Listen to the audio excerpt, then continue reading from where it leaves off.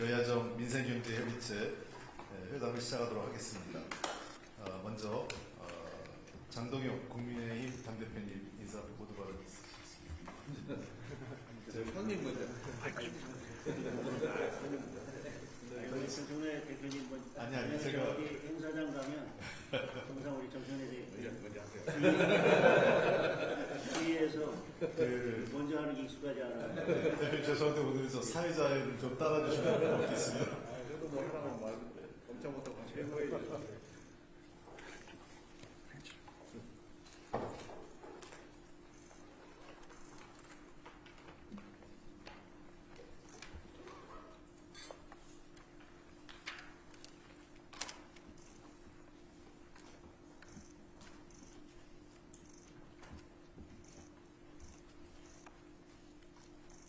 사회자의 권한에 따라서 맨 먼저 하려고 하니까 제 뒤에 우리 정청래 대표님도 계시고 대통령도 계시고 뒤통수 갔다 갔긴 하지만 시작을 해보겠습니다.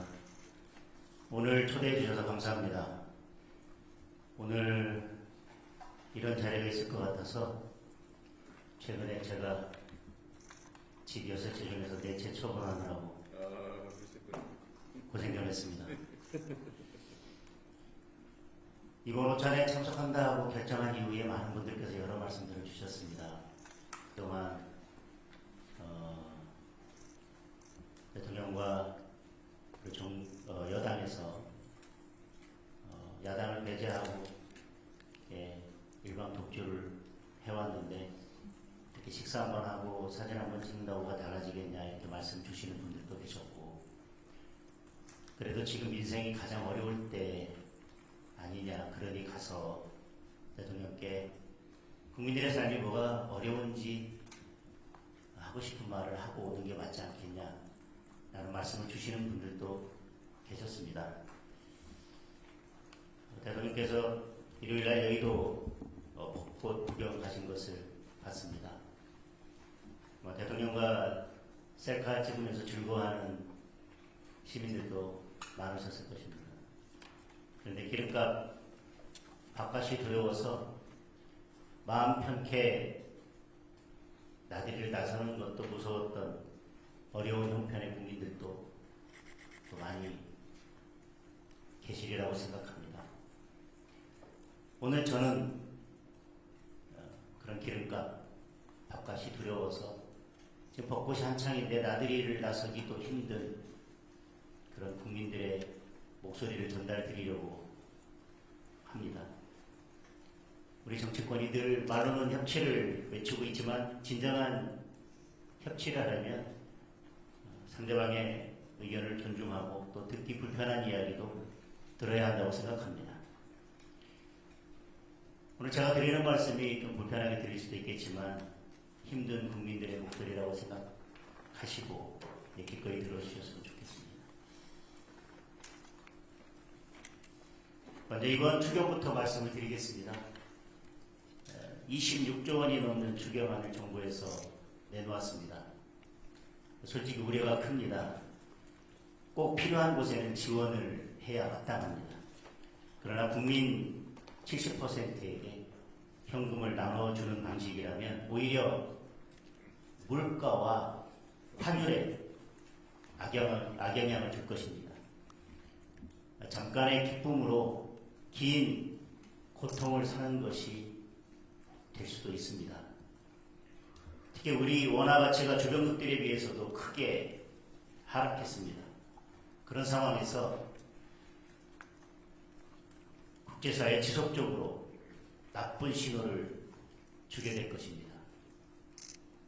게다가 이른바 김어준 방송으로 이끌어졌던 TBS를 지원하는 49억 원, 그리고 중국인 관광객층 나눠주는 사업 등에 들어가는 306억 원, 아파트 베란다 태양광 사업 250억 원, 그리고 농지 투기 전수조사에 587억 원, 이런 예산들은 이번 전쟁 추경의 목적에 전혀 맞지 않는 대표적인 사업들이라고 할 것입니다. 그러면서 정작 기름값 때문에 생계를 위협받는 화물차 택배 등에 대한 지원은 빠져 있습니다. 큰 타격을 받고 있는 농수 축산업 지원도 턱없이 금액이 부족합니다. 우리 당에서는 불필요하고 부적절한 예산을 삭감하는 대신 꼭 필요한 국민 생존 7개 사업을 제안했습니다. 반드시 포함될 수 있도록 관심 가져주시기 바랍니다. 저는 그것이 협치의 시작이라고 생각합니다.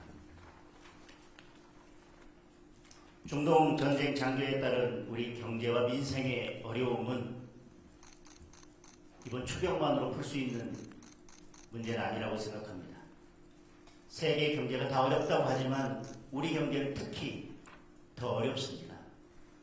환율만 해도 우리 원화 가치 하락폭이 주요국 가운데 가장 큽니다. 지난달 원화 가치가 4.72%나 떨어졌습니다. 일본, 대만, 중국 등과 비교하면 2배 이상 하락폭이 컸습니다. 원화의 실질 구매력을 나타내는 실질 실효 환율은 주요 64개국 가운데 63위입니다. 제가 생각하기에 이유는 명백합니다. 올해 시중 통화량이 M2 기준 4,565조 원을 돌파해서 사상 최대를 기록하고 있습니다.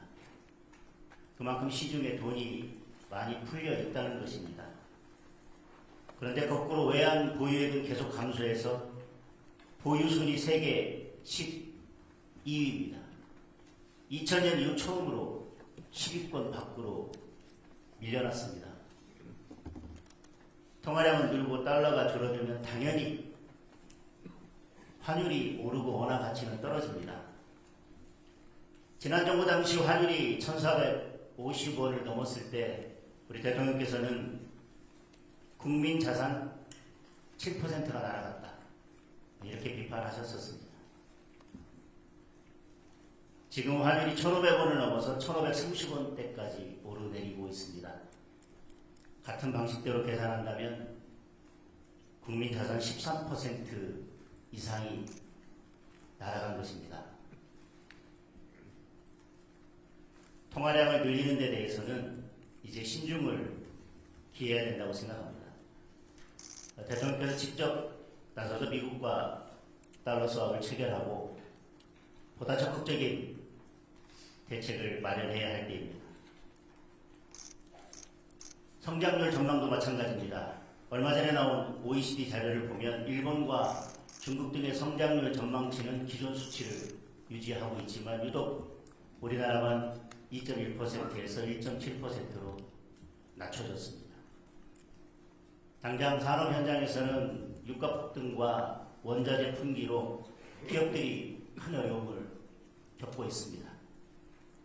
며칠 전 제가 아는 제조업 기업 대표는 이대로라면 한 달 안에 문을 닫아야 될 수도 있다라고 한숨을 쉬셨습니다. 우리 경기가 반도체 경기 때문에 버티고 있긴 하지만 건설을 비롯한 대부분의 산업들이 거의 바닥을 치고 있습니다. 특히 나프타 관련 공장들이 줄줄이 가동을 멈추고 있어서 비닐, 플라스틱 같은 생활에 필수적인 제품들이 공급난을 겪고 있습니다. 이미 현장에서는 포장용기 가격이 40% 이상 급등했습니다. 배달이 많은 식당, 카페나 동네 슈퍼들은 포장용기나 비닐을 구하기도 힘든 상황입니다. 그러다 보니 물가 전망은 더 암울합니다. OECD 우리 물가 상승률 전망을 2.7%로 기존보다 0.9% 높였습니다. 골드만삭스는 3%를 넘길 수도 있다는 더 심각한 경고를 내놨습니다. 당장 1분기 서비스 물가 지수가 작년 동기 대비 2.4%나 올랐고 3월 소비자 물가 지수는 2.2%나 올랐습니다. 지난 총선 때 대통령께서 대파 가격 올랐다고 비판을 하셨었습니다. 지금은 쌀값, 고기값, 과일값 안 오른 것이 없습니다. 그 와중에 대출 금리도 올라서 서민들을 더 힘들게 하고 있습니다. 주택담보대출 고정금리가 7%를 돌파했습니다. 시중은행 평균 금리도 5년 전 2.8%에서 4.6%로 1.8%나 올랐습니다. 5년 고정금리 후에 적용금리를 재산정하는 분들이 많습니다. 예를 들어서 대출이 3억이면 갑자기 한 달에 이자가 30만 원 이상 늘어난 꼴입니다. 부동산 문제도 말씀드리겠습니다.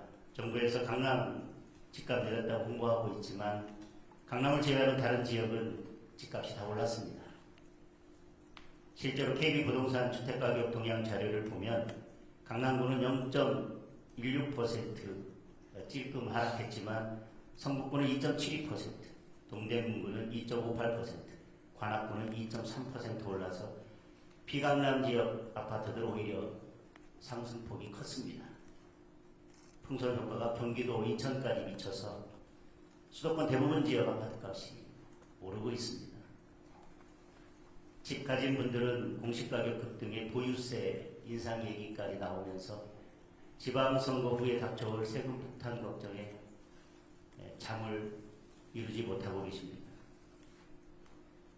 집을 팔려고 내놔도 토지 거래 허가제와 대출 비례 때문에 살 사람을 찾기조차 어려운 현실입니다.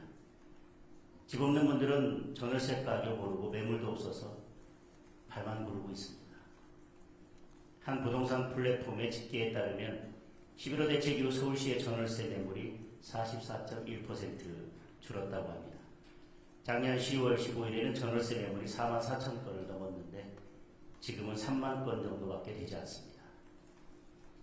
서울 아파트 월세 가격은 전년 대비 9.8%나 올라서 평균 월세가 151만 5천 원에 달합니다. 지옥으로 가는 길은 선의로 포장되어 있다는 말처럼 대통령의 뜻이 어디 있든 현장의 국민들은 갈수록 더 힘들어지고 있습니다. 많은 전문가들이 이야기하는 재개발, 재건축을 활성화하는 것처럼 공급 확대 방안을 적극적으로 추진하고 시장을 왜곡하는 과도한 규제는 풀어야 한다고 생각합니다. 이렇게 국민의 삶이 큰 어려움에 빠져 있는 만큼 지금은 정치의 모든 역량을 민생에 집중해야 할 때라고 생각합니다.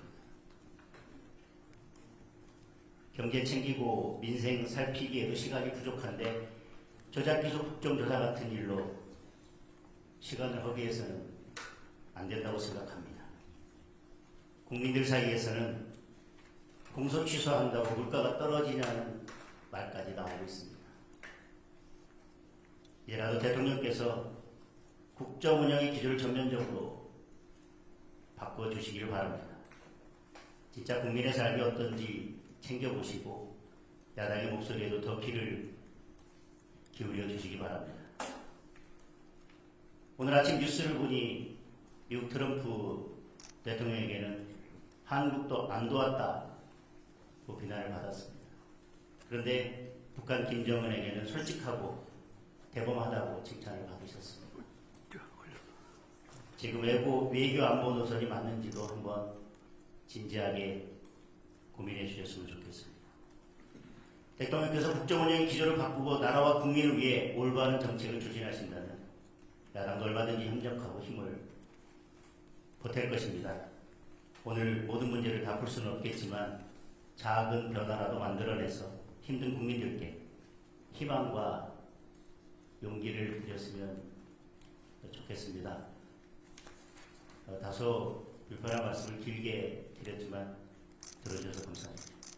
전혀 안 불편합니다. 잘하셨습니다. 네, 다음은 더불어민주당 정청래 대표 모든 말을 받아드리겠습니다. 네, 대통령께서 이렇게 장동혁 국민의힘 대표의 저런 말씀을 하실 기회를 주셔서 다행이라고 생각합니다. 국익 앞에는 여야가 따로 없고 국가적 위기 앞에 역시 여야가 따로 있을 수 없습니다. 장동혁 하시는 여러 가지 말씀에 제가 다 동의하는 것은 아니지만 야당 입장에서 저렇게 이야기할 수는 있겠다라는 생각이 들었습니다.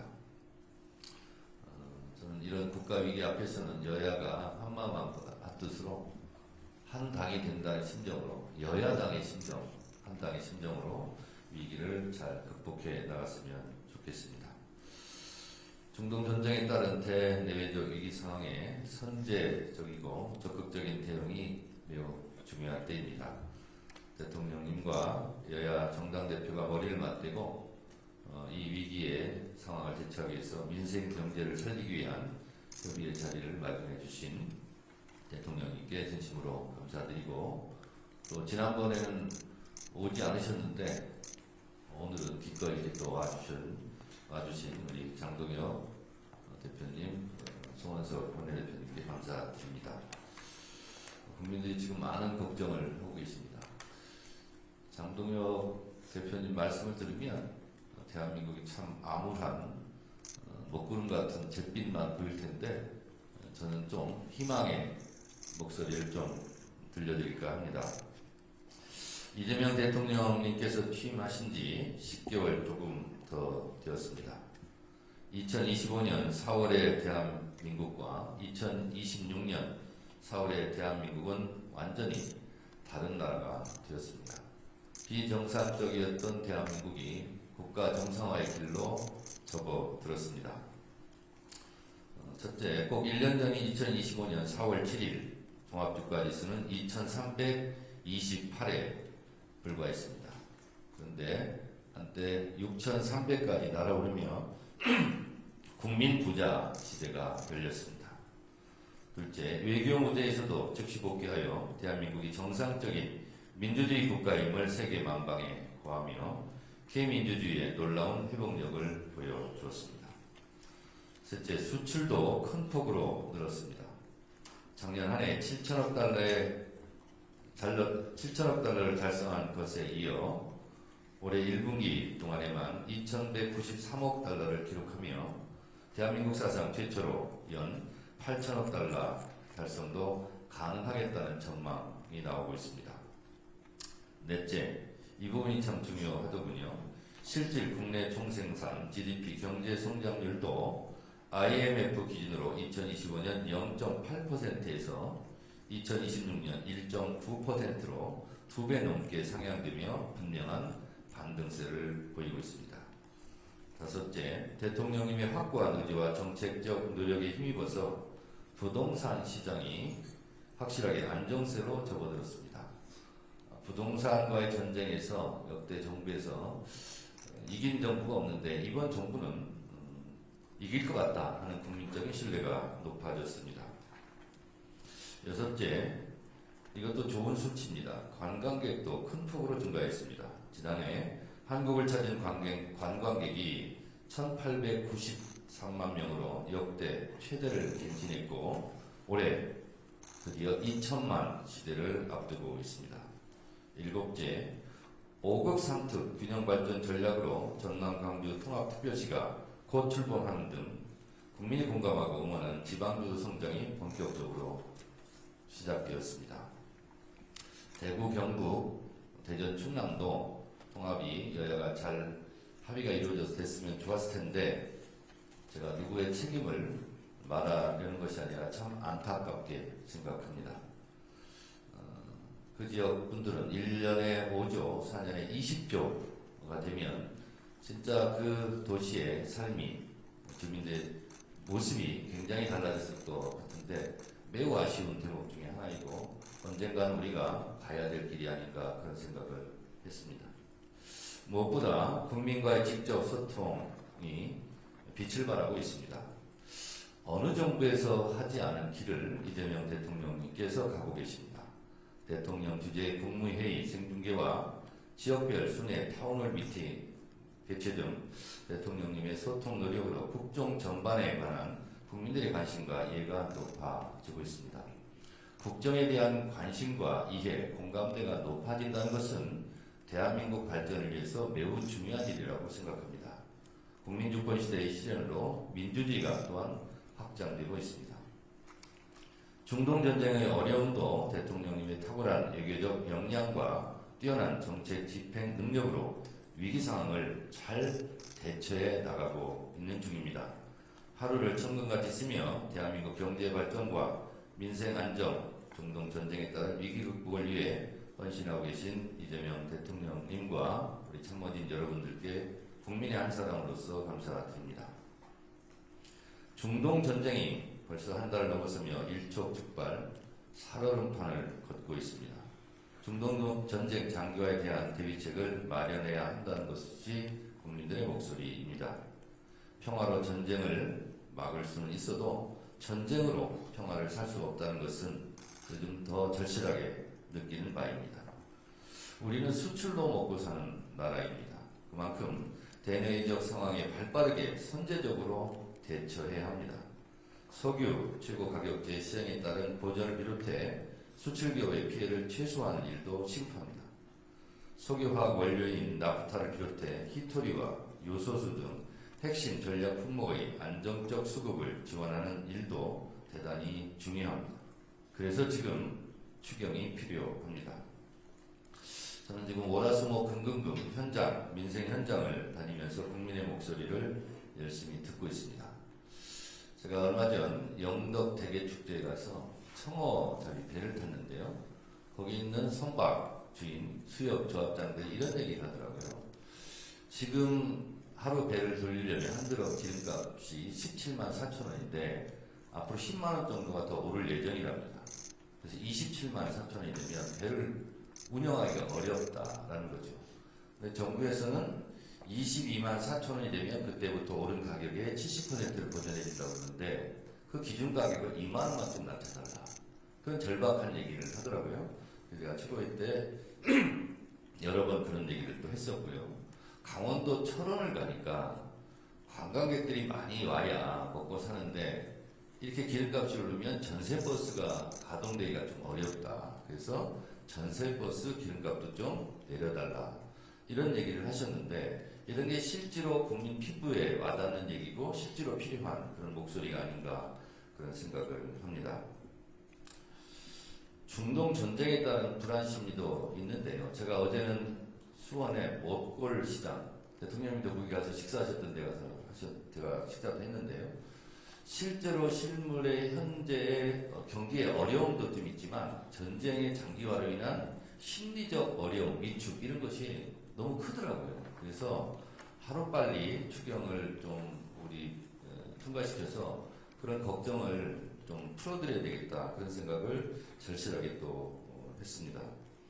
그래서 제가 어제도 먹골시장에서 그런 얘기를 했습니다. 우리 몸에도 피가 잘 돌아야 건강하듯이 돈이 잘 돌아야 되지 않겠냐. 그래서 고유가에 대한 피해 지원금, 민생 지원금이 곧 풀릴 예정이니 조금만 기다려 주시라.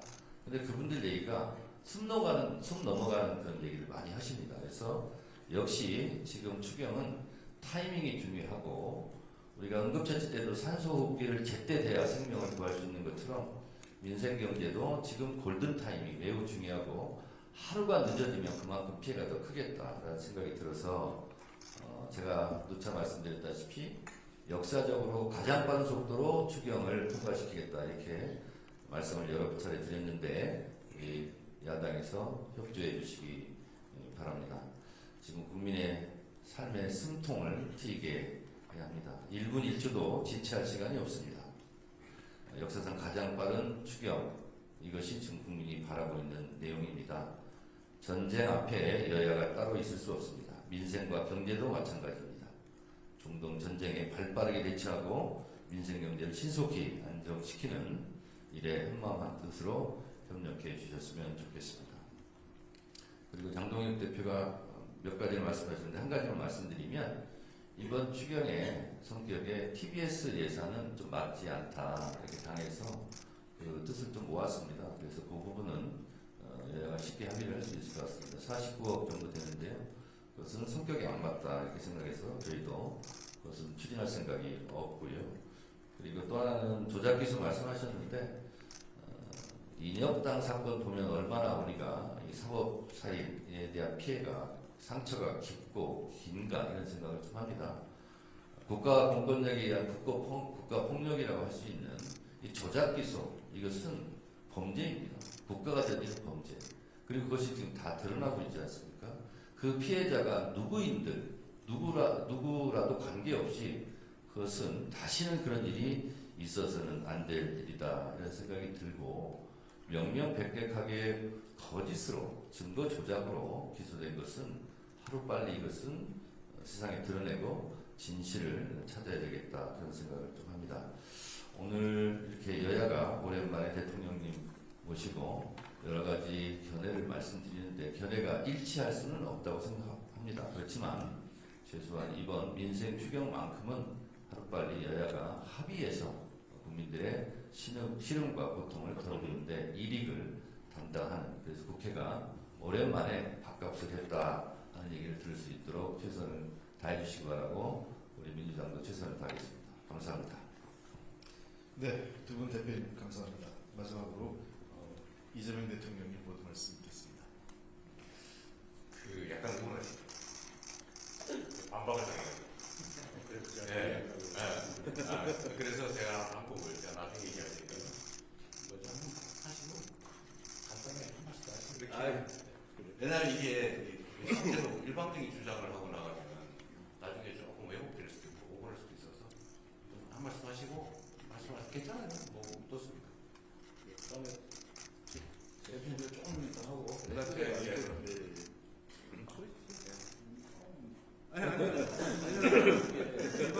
얘기가 돼서 이게 좋은 것 같습니다. 뭐. 이게 말리는 거 아니에요? 그래서 밥은 여기도 돌아가서 먹어도 괜찮습니다.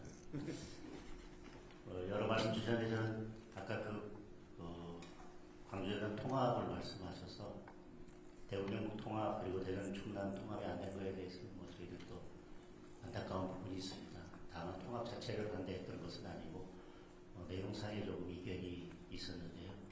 그것과 더불어서 제가 한 말씀 드리려면, 최근에 이제 부산호도시 특별법이 있는데 그게 상임위 통과하고 잘 진행되다가 그 대통령께서 이 법이야말로 대표적인 포퓰리즘 법안이다, 이 한 말씀 하셔서 지금 이게 속도를 못 내고 지금 멈춰있는 상태입니다.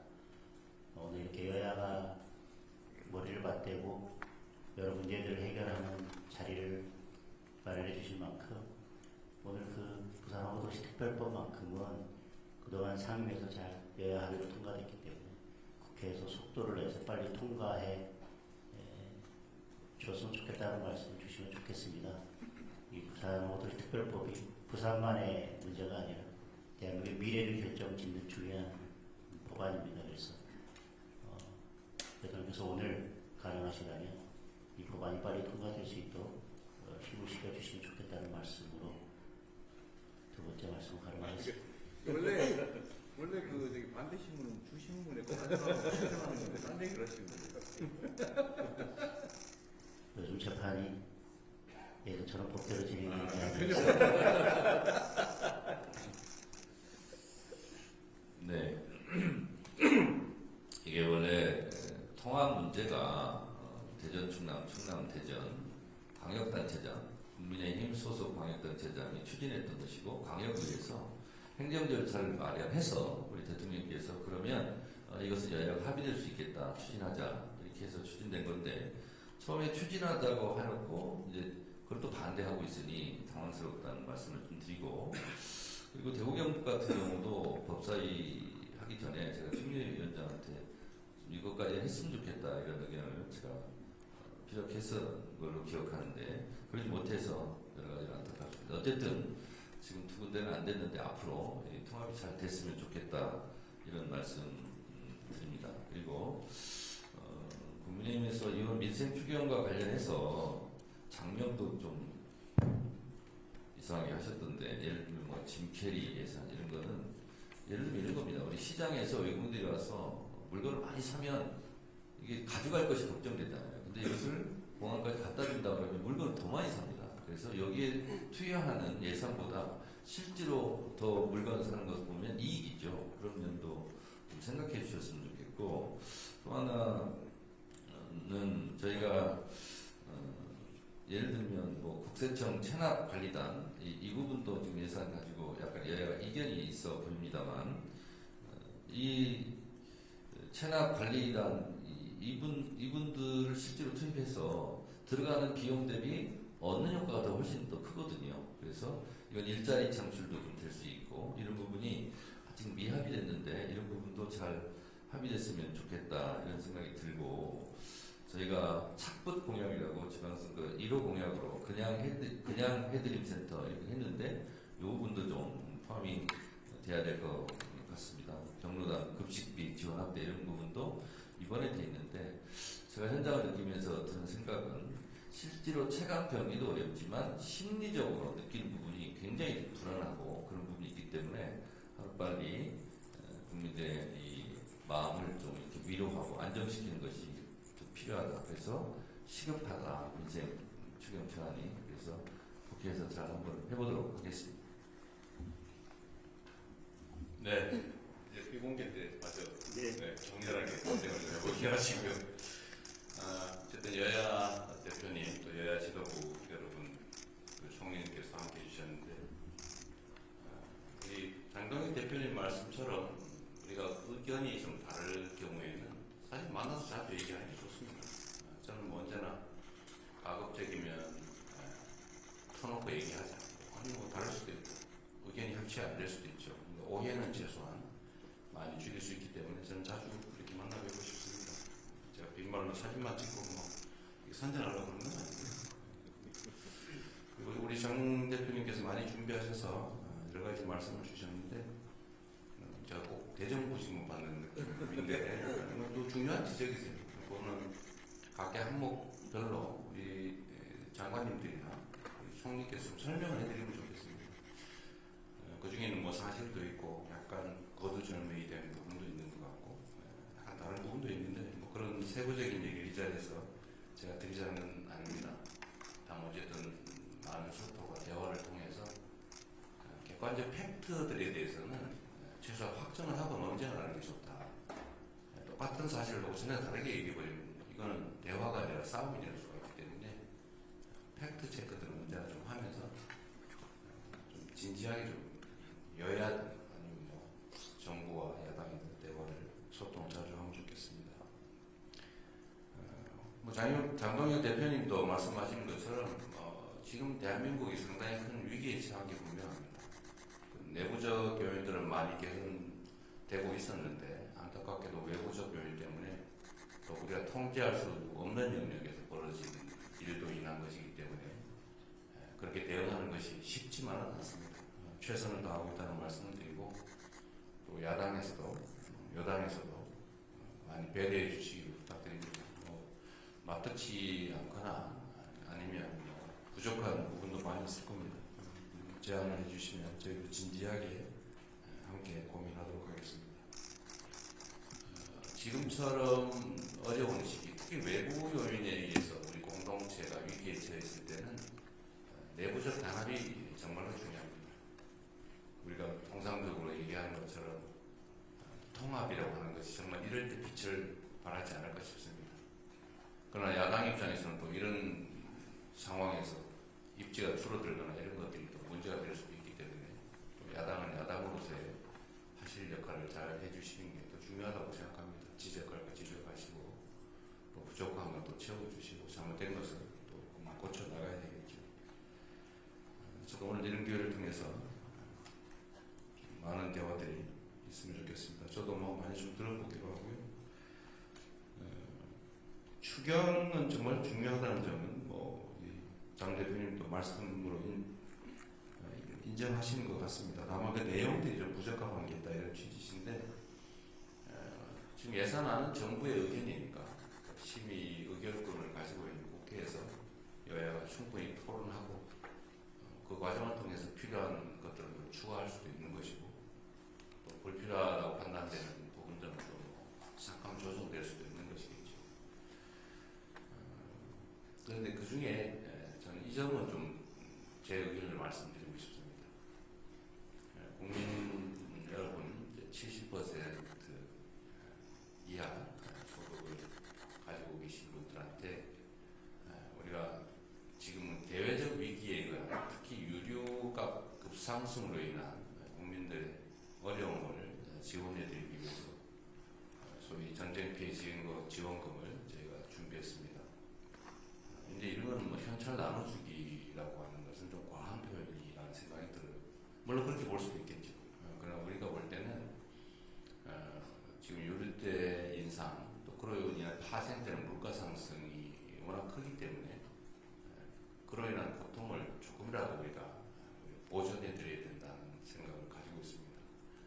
그리고 이 지금 편성된 예산의 재원이 어디서 뭐 빚을 내거나 또는 뭐 다른 데서 억지로 만들거나 국민들에게 뭐 증세를 하거나 해서 만든 게 아니고 저희가 나름 작년 하반기에 정말 최선의 노력을 다했고 또 그를 통해서 경제가 일정 부분 회복이 되면서 예상보다 더 늘어난 세수를 활용한 것이다. 이 세수는 국민을 위해서 반드시 써야 되는 돈이죠. 그 돈을 잘 쓰는 게 중요하다.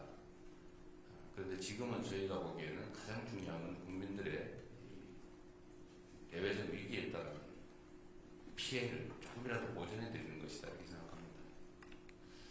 저의 고정적인 인식에 의하면 모든 국민께 다 해드리는 게 마땅하다. 그러면서도 약간의 차등을 할 수 있겠지만 그러나 재원의 한계 때문에 국민의 30%는 실질적으로 고통을 겪으면서도 또 세금은 솔직히 더 많이 내면서도 지원받지 못하는 부분에 대해서 안타깝게 생각하며 죄송하게 생각합니다. 재원이 넉넉하면 당연히 모든 국민들께 동등한 기회를 지원을 해드려 마땅한데 그러지 못하는 점이 저는 아쉽습니다. 결코 이게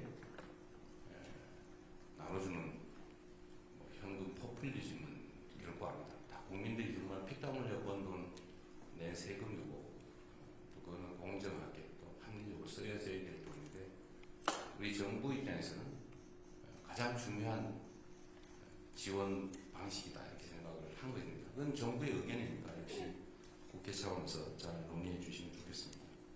근데 아까 중국인 뭐 그게 뭔 말이에요? 제가 못 알아들었거든요. 예산 중에 중국인 뭐 중국 아, 분들이 그게- 많이 관광을 와서 물건을 많이 사는데 근데 이게 중국 사람만 지원하는 거예요? 그렇지 않습니다. 중국권 아 중화권만?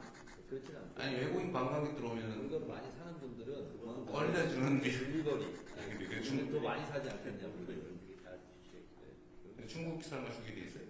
지금 예산 편성을 보면 그렇게 되어 있습니다. 그렇지 않습니다. 예, 그건 아니겠죠 설마. 그 그거는 지금 전쟁 주변에 전쟁 필요 맞지 않는가 하는 게 이제 관광 진흥을 위한 예산인 것 같은데 제가 내용을 모르거든요. 모르는데 설마 중국 사람은 지원할 리가 있겠습니까? 크게 남을 내용은 아닙니다. 액수도 그러니까 그것도 의견인데 어쨌든 정도 됩니다. 많지가 않습니다. 집 날라지는 네, 지금 날라주면 더 많이 사지 않겠냐. 이제 외국 관광객들의 이제 국내 구매를 좀 지원하기 위해서 한 거라는 거군요. 저도 몰랐는데 그런 게 있었군요. 하여튼 뭐 중국인만 그런 건 아닌데 중국인들을 다시 오해를 안 하시면 좋겠어요. 그 설마 그럴 리가 있겠습니까?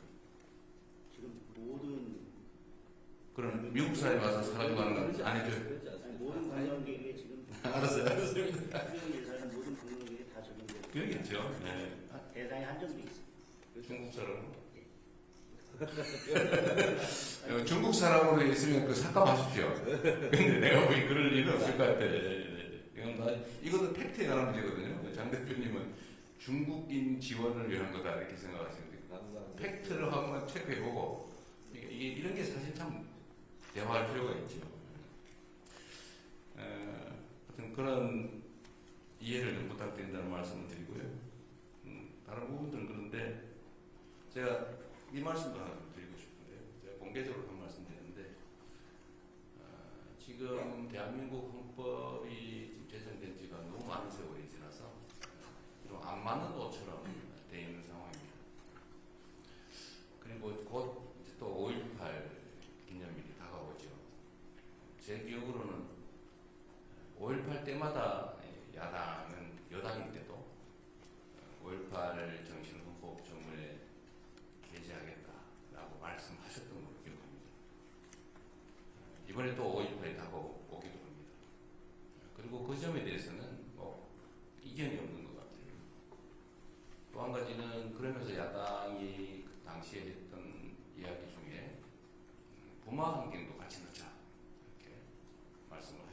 전부 타당하다고 생각합니다.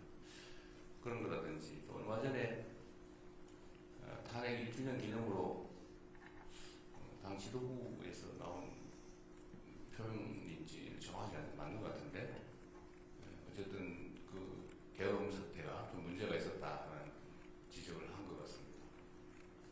계엄 요건을 강화하는 거 그건 꼭 반드시 필요한 것 같습니다. 계엄을 남용할 수 없도록 하는 것은 누가 반대할까 싶어요. 그리고 뭐 지방자치를 강화하는 거 이것도 이견이 없는 부분이어서 순차적 점진적 개헌이라는 측면에서 좀 긍정적으로 좀 수용해 주시면 어떨까 싶어요. 사실은 국민의힘의 그 도움이 없으면 개헌은 불가능하죠. 그래서 이거는 한번 진지하게 긍정적으로 논의해 주십사 한번 부탁을 좀 드립니다. 뭐 세부적인 말씀 나중에 다시 또 비공개 때 드리겠지만 어쨌든 이런 자리에 함께 해 주셔서 우리가 국정을 함께 논의할 수 있게 된 점에 대해서 감사드립니다. 사실 쉽지 않은 자리인데 앞으로도 뭐 기회 되면 자주 좀 뵙고 또 현안들에 대해서 의견도 좀 나누고 또 잘못된 게 있으면 많이 실책해 주시고요. 저희도 수용할 것도 수용하고 또 수정할 것 수정해 가면서